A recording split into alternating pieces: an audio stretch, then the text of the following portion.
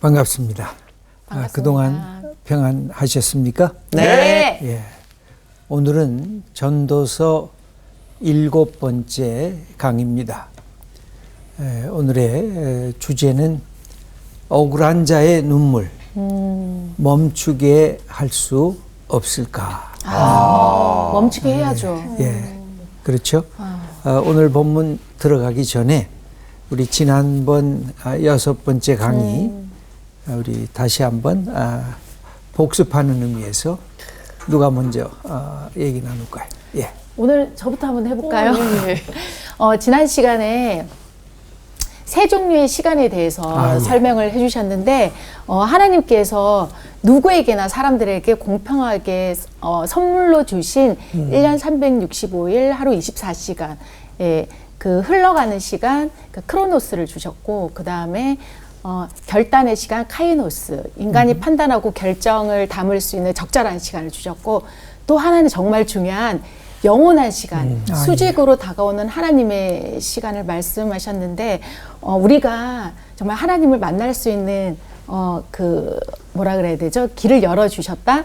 예, 그래서 우리가 정말 살아가면서 절망 가운데 있지만 때로는 그래도 이 영원한 시간 때문에 우리가 소망을 품고 살아갈 수 있지 않나 그런 생각을 했던 것 같아요. 지난번 강의 전체를 잘 그런가요? 요약해 끝났네. 예. 또 누가 말씀할까요? 예. 네, 그 지난 강의에서 이제 시간과 때에 대해서 예. 말씀을 하셨는데 하지만 그 시간과 때조차도 알 수 없는 그 어려운 사람들은 저희가 많이 챙겨야 된다는 그 말이 기억에 남습니다. 그렇죠. 네. 시간 속에 이렇게 버려진 것 같은 느낌을 받는 분들이 우리 주위에 계시거든요. 네. 사실 오늘 주제가 그런 주제인데 그때 우리 먼저 깨달은 사람들이 우리가 적극적으로 또 우리의 마음속에 자발적으로 접근할 필요가 있습니다. 예. 그러니까 아까 이제 윤정 씨가 말씀하셨듯이 그 시간 보통은 이제 그냥 시간 두 가지로 나눠서 하나는 그냥 흘려보내는 시간, 하나는 자기가 애써서 의미를 갖는 시간을 세상에선 얘기하는데 우리한테는 하나님의 그 수직적인 바로 하늘에서 내려오는 그 시간이 있잖아요. 그거를 야곱이 가장 어렵고 외롭고 힘든 광야에서 그걸 딱 맞닥뜨렸다는 거를 생각할 때 우리가 진짜 힘들 때만 보지 말고 평상시 때도 하나님의 그 시간을 의식하면서 정말 블레싱 타임으로 만들었으면 좋겠다는 생각이 들더라고요. 예. 사실 그 시간은 우리가 어떨 때 이 흘러가는 시간 속에서 영혼의 시간과 이렇게 잇댈 수 있는가? 그게 이제 기도할 때. 그러니까 야곱의 이 야복강가에서의 씨름은 그 기도라고 할 수가 있거든요. 하나님 나 복 안 주시면 나 당신 안 놓겠습니다. 그래서 하나님에게 복을 받으려고 하는 야곱의 열망이 가득한 기도. 그것을 통해서 내가 더 이상 사람과 사람에 의해서 내가 판단받고 내가 그것 때문에 우월감이나 열등감 속에 깊이 빠져들어서 방황하는 일이 없게 해주세요. 이제는 하나님만 보게 해주세요. 그래서 하나님이 야곱을 축복해 주시고 야곱은 자기의 시간을 축복 속에 받고 그러면서 사람을 축복할 수 있는 자기가 축복받는다는 것은 내가 남을 축복할 수 있는 자리에 들었다라고 하는 것이니까 굉장히 중요한 것이죠. 예. 저는 그래서 아침에 일어났을 때 그 원래 거울 보면서 감사하는 그런 걸 연습해 보려고 했는데 아침에는 사실 그 생각이 잘 안 나고 그래도 밥 먹었을 때 아이 얼굴 봤을 때 그런 감사함으로 그냥 흘러가는 시간이 아니라 특별한 시간을 좀 더 누리려고 애를 써봤습니다. 예. 아내 얼굴 봤을 때 감사했죠. 너무 감사하죠. 네. 사실 그게 아주 중요하죠. 내가 시간마다 하나님과 연관해서 시간을 의미 있게 내가 받아들이는 거죠. 내 모든 사건 속에서 하나님 동행하시옵소서 하면서 축복하면서 감사하는 거. 그러니까 이 기도와 말씀과 또 하나님께 드리는 예배와 이게 다 블레싱 타임의 하나의 우리의 그 방법이라고 할 수가 있겠습니다. 그래서 우리의 생애 자체가 때로는 뭐 흔들릴 때가 있죠. 우리의 삶의 터전이 마구 요동치면서 내가 어떻게 살아야 될 것인가 우리가 힘들 때가 없는 사람이 없을 겁니다. 그때마다 그 시간 속에 하나님 동행하시라고 네. 하나님 나와 함께 하시라고 그래서 내 생애를 이끌어 가시라고 그렇게 하나님께 기도하면서 하나님과 씨름하는 거죠. 그러면서 내 삶의 새로운 장을 열어갈 수 있는 용기를 다시금 얻게 되는 시간이 블레싱 타임하는 그런 시간이라고 할 수가 있습니다. 오늘 수업 전도서 7강 억울한 자의 눈물 멈추게 할 수 없을까? 오늘은 억울한 자의 눈물, 이 눈물을 멈추게 할 수 없을까? 근데 서론적인 질문을 우리가 해본다면 여러분들 생각은 어떠세요? 세상은 공평하게 또 공정한 절차 속에서 진행되고 있는 것 같습니까? 정의가 살아있는 것 같습니까? 아니면 와 이거 뭐야? 그런 마음속에 의아심이나 의혹이 많이 생기는 우리의 삶의 경험들을 갖고 계십니까? 예입니까? 아니옵니까? 아니요 쪽이 아니오 쪽이 더 많아요? 네. 예 쪽이 더 많지 않고요. 예, 어떨 때 그러면 그런 생각이 들어졌습니까? 아니 진짜 믿지 않는 사람들이 믿는 사람한테 제일 많이 하는 말이 하나님이 진짜 계시다면 어떻게 세상이 이렇게 불공평하고 정의롭지 않게 돌아가냐고 물어볼 때 참 뭐라고 말할 그때 어떻게 대답하세요? 다 모르는데 저는 그러고 잘 돌아가고 있어. 하나님이 다 알고 계시지만 어떻게 나중에 심판 뭐 예. 이런 얘기 대충 하죠 뭐. 예. 대충. 만약 내가 하나님이 됐다 그러면 내가 하나님이라면 요때 이렇게 세팅을 하면 어떨까? 하나님이라면 저 잘못한 놈 저 야단쳐야지 딱. 여기 이놈 야단쳐야지.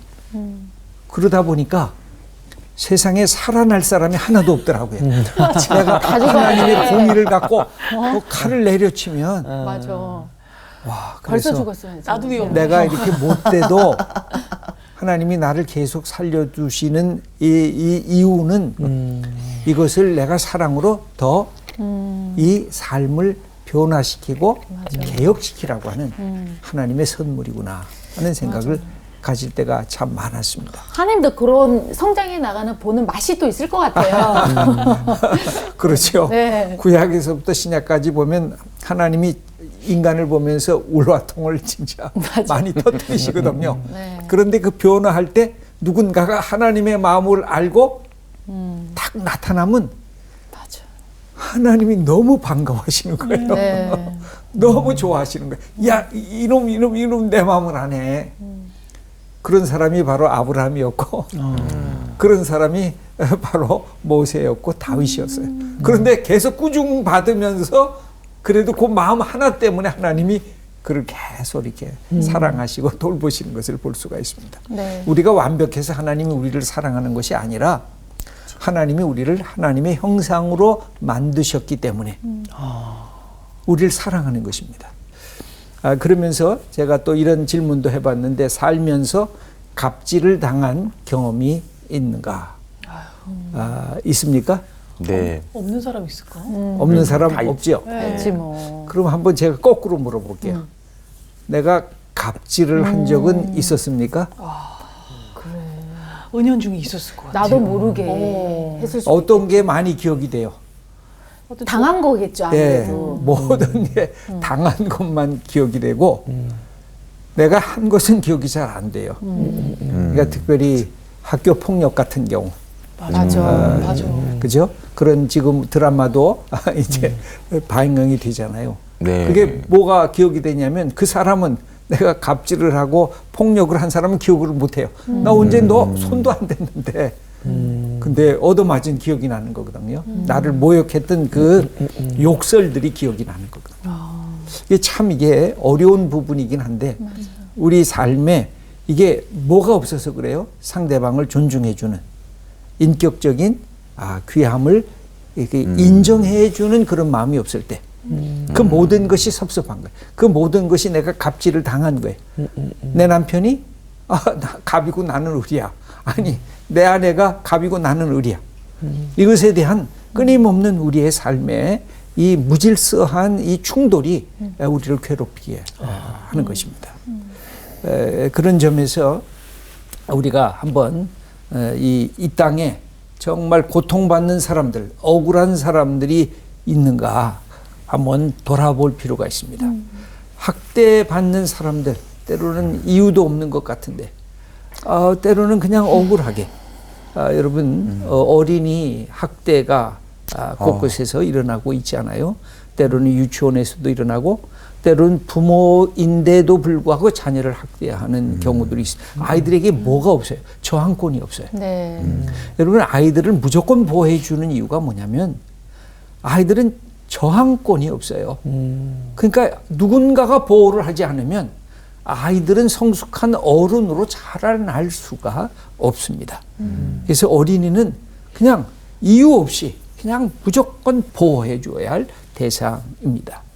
또 가난한 사람들, 그렇죠. 가난한 사람들은 언제나 갑질을 당한다고 그렇게 느낄 수밖에 없는 연약한 사람들입니다. 이 주위에 우리 주위에 참으로 많이 있습니다. 이것은 국가 내에도 있지만 지역별로 또는 나라별로 부유한 나라와 가난한 나라를 이렇게 참 이게 보면 늘 가난한 나라는 부유한 나라에 당하게 되어져 있죠. 그다음에 힘없는 노인들, 또 병자들, 또 이 땅에서 뭔가 코리안 드림을 꿈꾸면서 와서 일하는 외국인 노동자들. 그래서 우리가 외국인 노동자들도 존중해 줘야 돼요. 당신 어디서 왔는가, 당신 가난한 나라에서 왔는가 하고 그들을 조롱하거나 핍박하는 것이 아니라 그들도 이 땅에서 함께 사는 아주 소중한 사람인 것을 우리가 그들을 존중하면서 함께 이 나라를 위해서 그렇게 수고하고 땀 흘리는 것을 귀히 여겨줄 필요가 있습니다. 특별히 전쟁 중에 난민들, 여러분 그러죠? 우크라이나 전쟁이 지금 발발한 다음에 어마어마한 지금 난민들이 다 세계 곳곳으로 흩어져 있는데 생각해 보세요. 우리가 이 땅에 전쟁이 났는데 사실 우리는 갈 데도 없어요. 왜? 맞아. 다 바다였어요. 그렇구나. 우크라이나는 갈 데가 있어요. 그거 그냥 하면 다 이게 육지로 연결이 돼 있으니까. 이거 참 좀 다른 처지입니다. 또 최근에 나타나는 기후 변화에 따른 가뭄, 홍수, 추위로 고통당하는 사람들이 자꾸만 늘고 지금 최대의 핫 이슈가 뭐냐면 이 시대 기후 변화예요. 네. 그다음에 독재 권력 밑에서 인권의 존엄성을 상실한 사람들. 이건 지금도 그렇습니다. 모든 곳에 이 독재가 있는 곳에는 인권이 다 말살당하고 있어요. 제일 가슴 아픈 게 우리 근처에 있잖아요. 바로 북한을 보면 모든 인간이 인간다워지는 것을 다 상실한 이 아픔. 그다음에 신앙 때문에 핍박을 받는 사람들도 있습니다. 우리가 잘 아는 대로 내가 예수 믿었다. 여러분 예수 믿으면 여러분들 경찰서에 끌려갑니까? 아니잖아요. 네.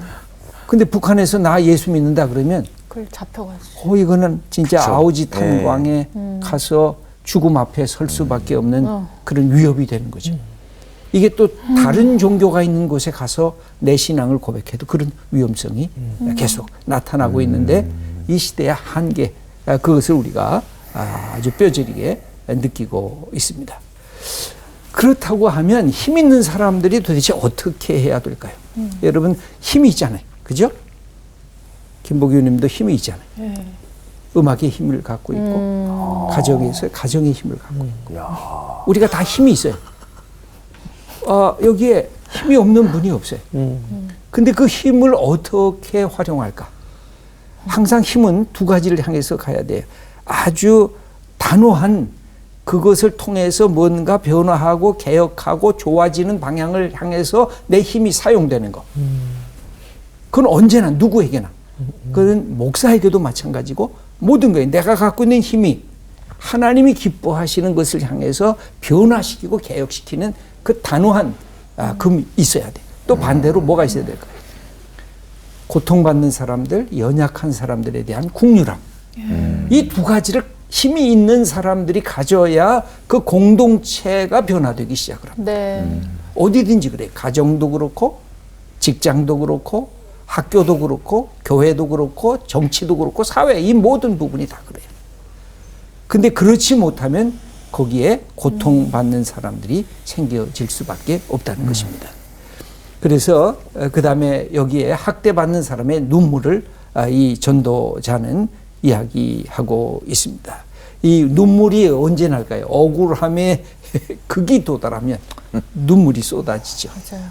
맞아요. 제가 이 당대 계층 사회, 그렇죠? 변화와 개혁이 힘든 시대에 살았던 사람들, 예언자들의 마음으로 이렇게 탄식하는 소리를 들어보면 오 에제라, 가난한 자들이 부자들의 노예가 되고 노리게 노릇하는구나. 힘없는 자들이 권력자에게 휘둘림을 받고 아부할 수밖에 없구나. 살아있다고 하나 죽은 자만 못하게 강제 노역을 하며 신음하고 있구나. 이 우리가 갖고 있는 이 민주주의 21세기에 사는 우리들은요, 우리가 좀 불만도 얘기하고 좀 불평하기도 하지만 어마어마하게 축복을 받은 시대에 우리가 살고 있습니다. 맞습니다. 예. 여러분 100년 전에 태어났다고 생각해 보세요. 진짜. 그때 어떻게 먹고 마실 것도 없었고 우리가 만약 산업공상에 그 마지막에 있는 이 평민들로 태어났다고 했을 때 그 모든 권세자들의 그 권력 앞에 우리가 얼마나 초라한 인생이었을까.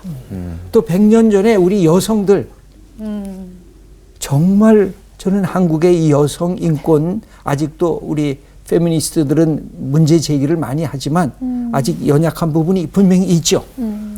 그런데 한국만큼 이렇게 빠른 시간 내에 여성의 인권이 이렇게 존중되고 고양된 세계 역사를 찾아볼 수가 없어요.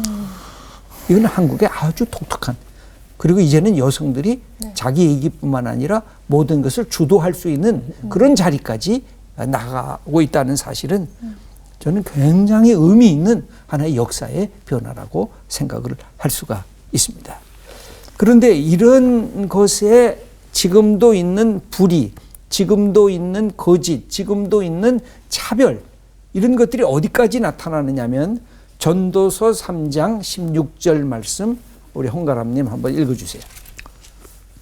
또 내가 해 아래에서 보건대 재판하는 곳 거기에도 악이 있고 정의를 행하는 곳 거기에도 악이 있도다. 예, 가장 정의로운 자리가 어디예요? 재판하는 자리죠. 그래서 그 저울추가 흔들리지 않게끔 네. 딱 공평하게 모든 것을 판단하는 자리인데 이 자리마저도 악이 있다는 것입니다. 네. 부정의가 있다는 것입니다. 우리가 뭐 지금까지 계속되는 유명한 말 중에 무전, 유죄, 유전, 무죄라고 하는 이 말은 우리가 갖고 있는 이 삶의 가장 정의로울 바로 이 재판 과정 속에서도 그런 어려움이 아직까지 남아 있다고 하는 뜻이기도 합니다. 그렇다고 하면 이 전도자는 이런 상황을 보면서 어떤 얘기를 할까요? 이런 질문을 하면서 문제를 제기합니다. 2절 말씀 여윤정님. 그러므로 나는 아직 살아있는 산 자들보다 죽은 지 오랜 죽은 자들을 더 복되다 하였으며. 예. 산자들보단 빨리 죽은 자가 낫다. 왜? 산자들이 너무 고통 속에서 차별 대우를 받으면서 억울하게 살아가고 있으며 그들의 눈물을 닦아줄 사람이 없이 계속 아픔과 신음 속에 놓여 있는 것을 보면서 야, 죽는 게 더 낫지 않냐. 이렇게 탄식을 하는 거죠.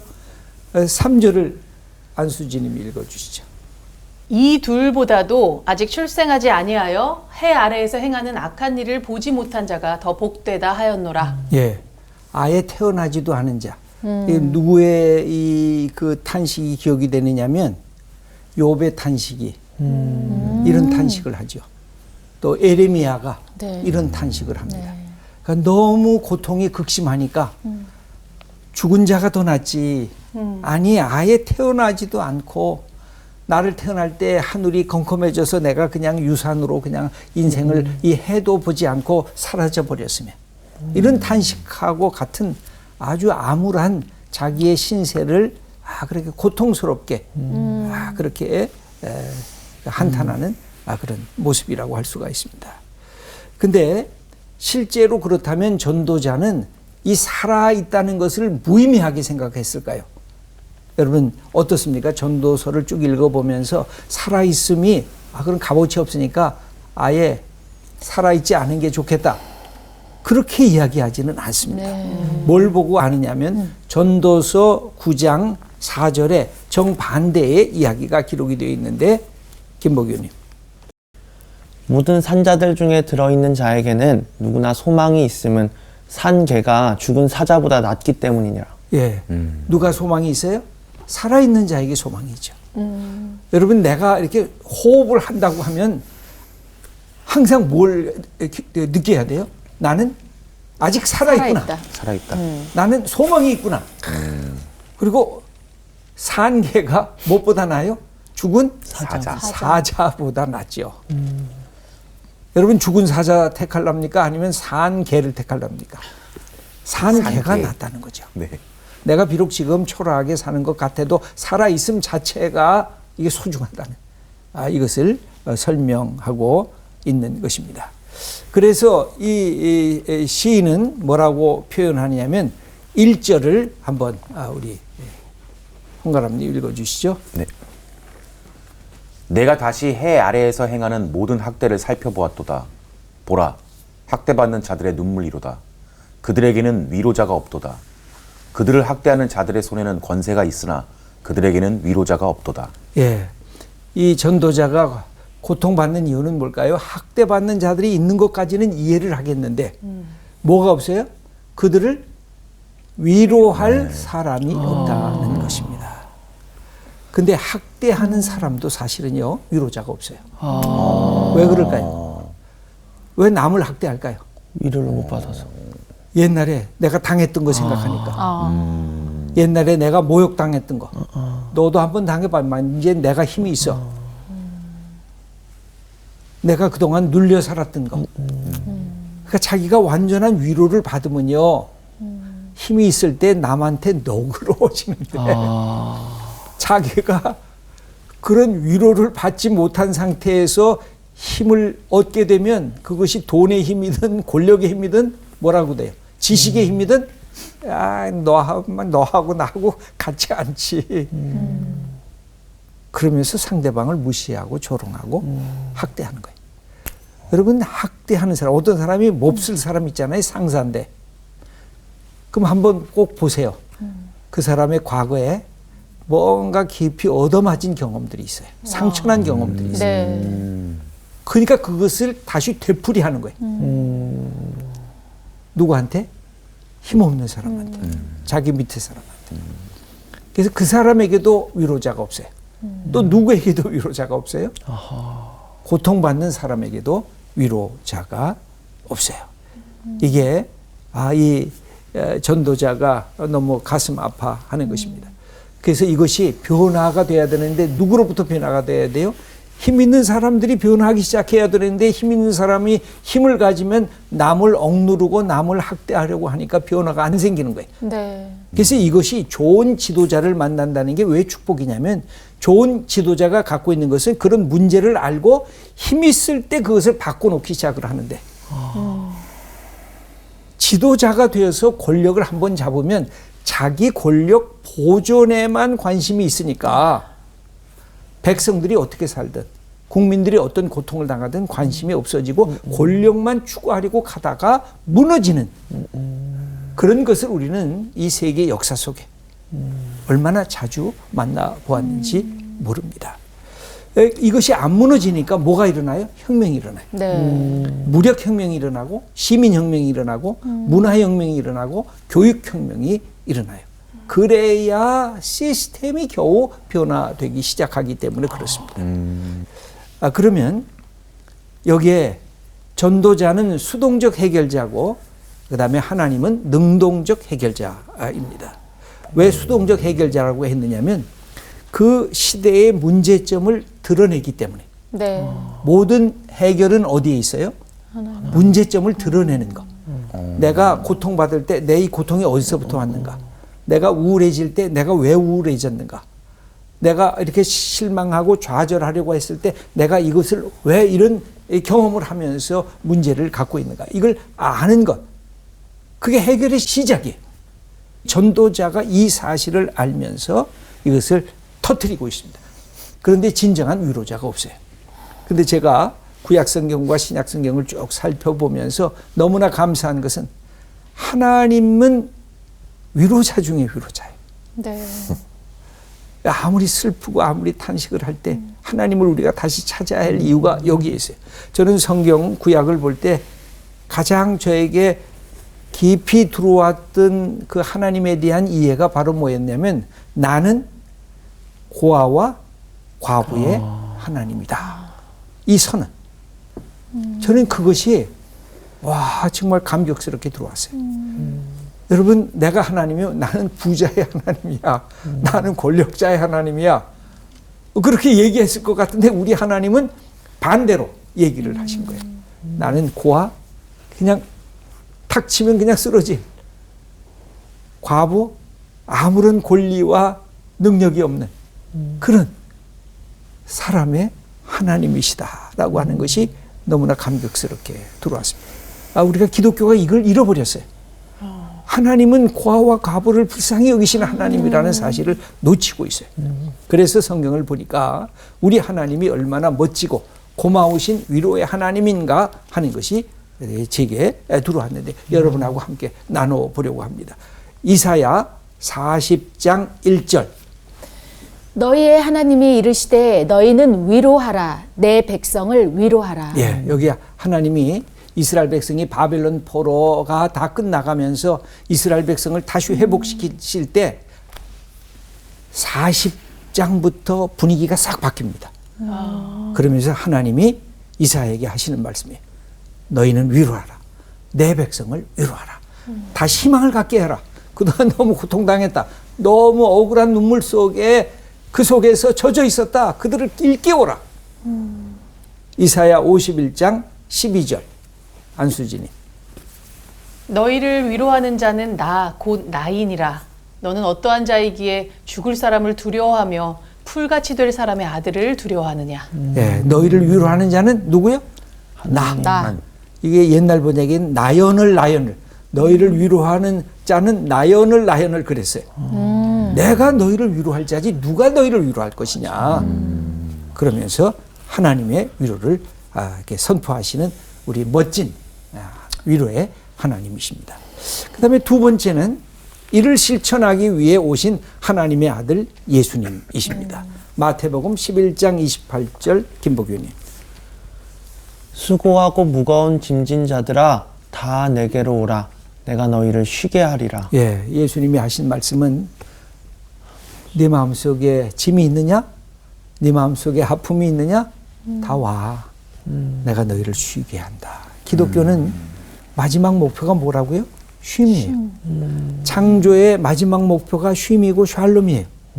기독교 신앙의 마지막 목표가 쉼과 샬롬이에요. 내게로 와라. 구원이 뭐예요? 쉼이에요. 샬롬이에요. 예수님이 이것을 위해서 마가복음 10장 42절에 하신 말씀이 있는데 홍가람님. 예수께서 불러다가 이르시되 이방인의 집권자들이 그들을 임의로 주관하고 그 고관들이 그들에게 권세를 부리는 줄을 너희가 알거니와 인자가 온 것은 섬김을 받으려 함이 아니라 도리어 섬기려 하고 자기 목숨을 많은 사람의 대속물로 주려 함이니라. 예, 예수님이 우리를 위로하기 위해서 당신은 죽음으로까지 내려가고 너희들은 살아야 된다. 이게 예수님의 목표였습니다. 너희는 살라. 내가 죽을 테니. 근데 우리는 뭐예요? 너희는 죽으라. 내가 살고 싶다. 이게 우리의 삶의 인간 패턴이에요. 근데 예수님의 패턴은 달라요. 너는 살라. 내가 죽을 테니. 이것은 우리 예수님이 보여주신 그분이 하나님의 아들이라고 하는 우리의 신앙의 대상이고 사랑의 대상입니다. 그 다음에 세 번째 우리와 동행하는 위로자이신 성령, 성령께서 우리와 동행하고 위로하십니다. 여윤정님.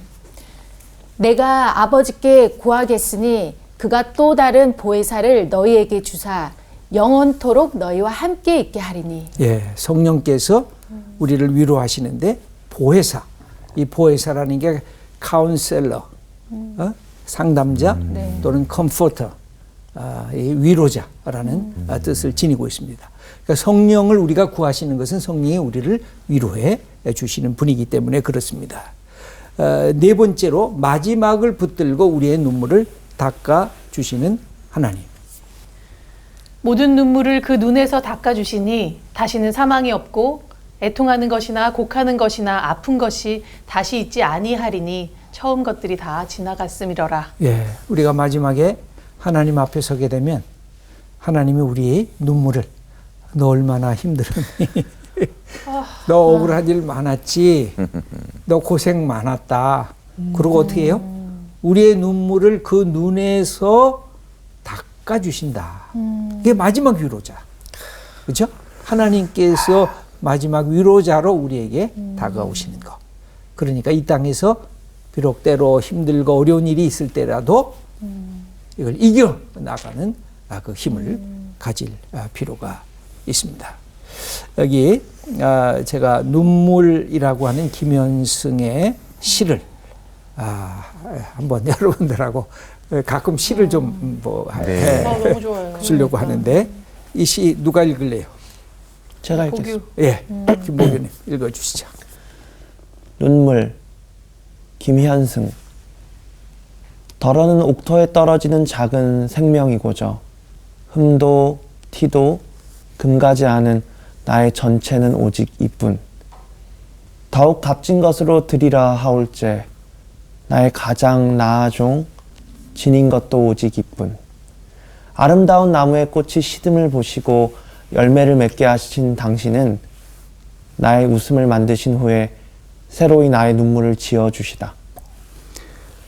예, 이 김현승 씨의 시는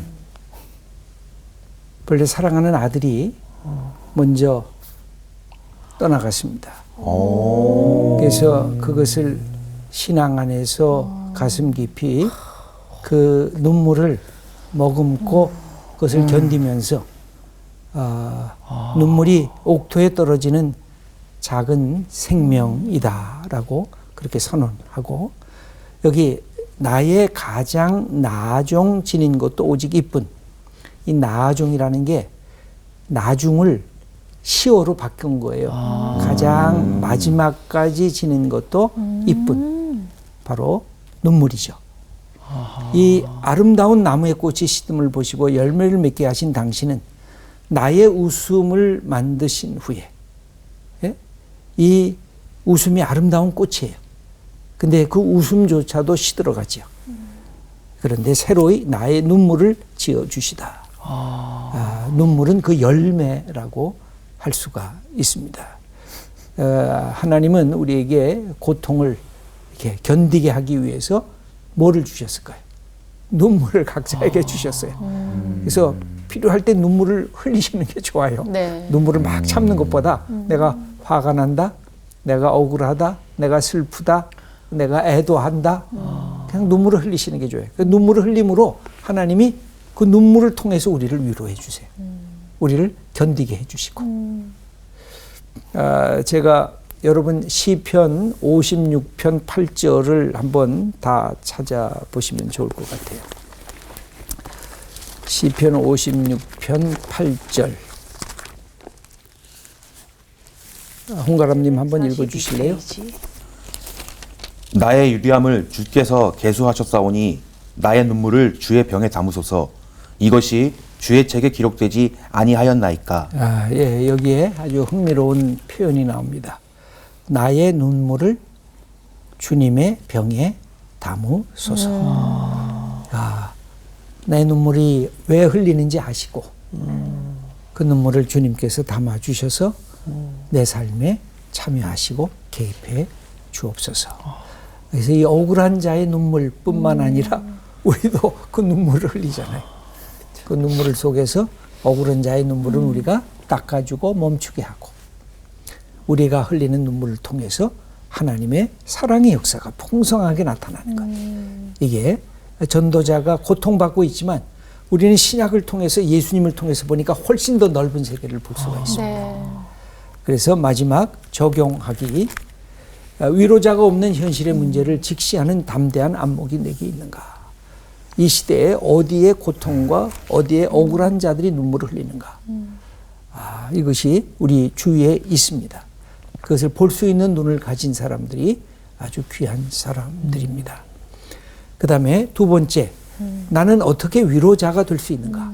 하나님의 위로를 받아야죠. 네. 그래서 내가 먼저 위로를 받아야 남도 위로해 줄 수가 있습니다. 그런데 또 하나의 변화가 있습니다. 내가 아직 위로를 받지 못한 상태 속에서 그래도 내가 뭔가 위로를 해줄 수 있을 것 같아 하고 남을 위로해 주기 시작하면 그 순간에 뭘 받아요? 나도 위로를 받게 됩니다. 맞아. 어떨 때 그런 경우도 있어요. 내가 예수님을 잘 못 믿는데 전도하다가 저 사람이 예수 믿는 거 보고 와? 정말. 나도 예수 믿는 거 맞아. 제가 믿는 거 보니까 진짜 하나님 살아계신가 봐. 나도 믿어야겠다. 이렇게 거꾸로. 예. 제가 이 어떤 후배 목회자를 만났어요. 근데 본래 그 신학교 다닐 때 아주 말광량이 역할도 많이 했던 그런 친구예요. 근데 저한테 그러더라. 야, 목회 잘한다 그랬더니 우리 친구들이요. 저한테 그렇게 얘기를 해요. 야, 너 보니까 네가 목회하는 거 보니까 하나님은 분명히 살아계신 것 같다고. 할렐루야. 네, 그래서 여러분들이 위로 받아서 위로를 줄 수도 있지만 고통받는 사람을 위로하다 보면 네. 더 크신 위로를 하나님으로부터 받을 수가 있는 것입니다. 그래서 억울한 자의 눈물, 우리의 믿음의 사람들이 있는 그 자리에서 그 눈물을 멈추게 하는 새로운 역사를 하나님이 우리를 보시면서 기대하실 것입니다. 오늘 전도서 7번째 강의는 여기서 마치겠습니다. 감사합니다. 감사합니다. 감사합니다.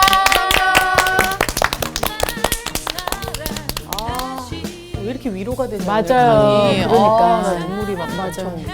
몇 번을 울컥울컥 했는데 하나님이 우리한테 이렇게 값없이 위로를 계속 해주시는데 왜 이렇게 우린 투덜대며 이 위로를 흘려보내야 되는 거였구나라는 생각이 드네요. 아니 근데 이거 정말 적용하기가 정말 이 현실적으로 와닿는 게 진짜 나보다 더 어려움에 처한 사람들에게 이렇게 위로의 말을 건네다가 그 친구가 하는 말이 내가 되려 또 위로를 받고 감동을 받을 때가 있거든요. 그래서 가장 희망적인 메시지는 결국은 하나님이 우리의 눈물을 닦아주신다라는 그게 우리의 어떻게 보면 가장 든든한 백? 든든한 지원자? 이런 생각이 들어서 너무 또 감사했던 시간이었던 것 같아요. 저 같은 경우는 누군가를 위로를 해준다는 것 자체가 그 본인이 솔직히 평탄치 못한 위로를 할 수가 없잖아요. 맞아.